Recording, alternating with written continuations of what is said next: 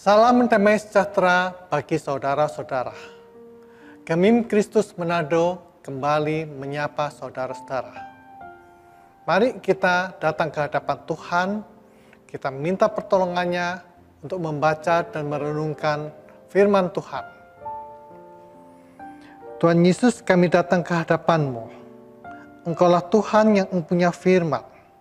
Kami mohon kuasa-Mu Tuhan menolong setiap kami ketika kami membaca dan merenungkan Alkitab firman-Mu. Pakailah hamba-Mu di dalam menyampaikan renungan. Kami berdoa di dalam nama Tuhan Yesus. Amin.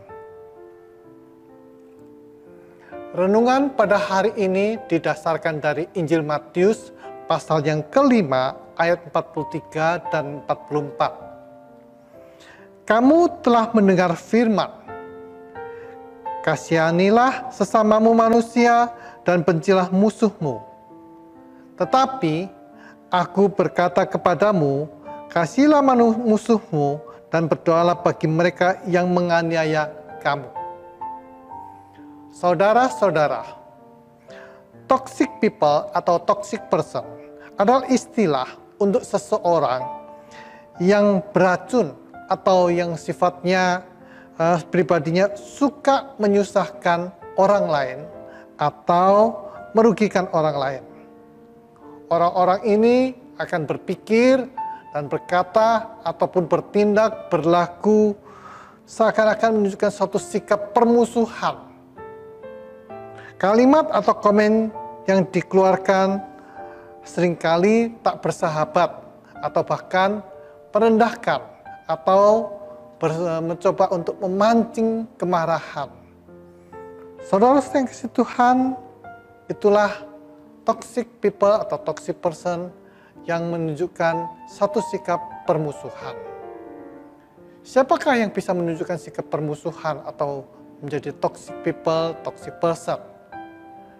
Bisa jadi orang lain kepada kita, orang lain yang sebagai toxic people, toxic person terhadap kita, menunjukkan sikap permusuhan kepada kita. Tetapi bisa juga diri kita dianggap oleh orang lain sebagai toxic people atau toxic person. Oleh karena itu, sebelum kita melangkah lebih jauh, kita perlu mengevaluasi diri kita. Apakah kita dianggap orang lain sebagai musuh, sebagai permusuhan. Saudara-saudara yang kasih Tuhan, bagaimana kalau kita menghadapi toxic people atau toxic person? Bagaimana menghadapi sikap permusuhan, perkataan-perkataan atau tindakan yang menunjukkan permusuhan? Tuhan Yesus mengajarkan kepada kita etika kerajaan Allah, yaitu kasihilah musuhmu dan berdoalah bagi yang menganiaya kamu.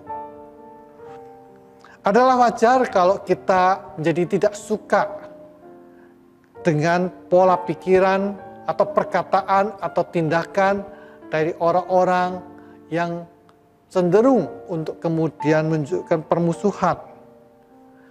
Kita tidak membenarkan perkataan, perlakuan yang dilakukan oleh orang lain kepada kita yang menunjukkan permusuhan. Kita membenci dosa yang dimulai dari hati, pikiran dari orang toxic person. Tetapi di hadapan Tuhan, di dalam iman kita harus tetap mengasihi pribadinya, mengasihi orangnya. Oleh karena itu Tuhan Yesus ingin agar kita tetap mengasihi musuh-musuh kita. Apabila ada orang-orang yang iri hati, yang tidak suka dengan saudara-saudara, yang menunjukkan permusuhan kepada saudara, mari kita mengikuti etika kerajaan Allah, yaitu mengasihi musuh-musuh kita, berdoa bagi musuh-musuh kita. Saya ajak kita semuanya berdoa kepada Tuhan. Mari kita berdoa. Tuhan Yesus, di hadapan-Mu kami datang, ampuni kami bila kami dianggap menjadi musuh oleh orang-orang lain. Ajar kami untuk juga mengevaluasi diri kami, perkataan kami, perilaku kami yang menyusahkan, merugikan orang lain.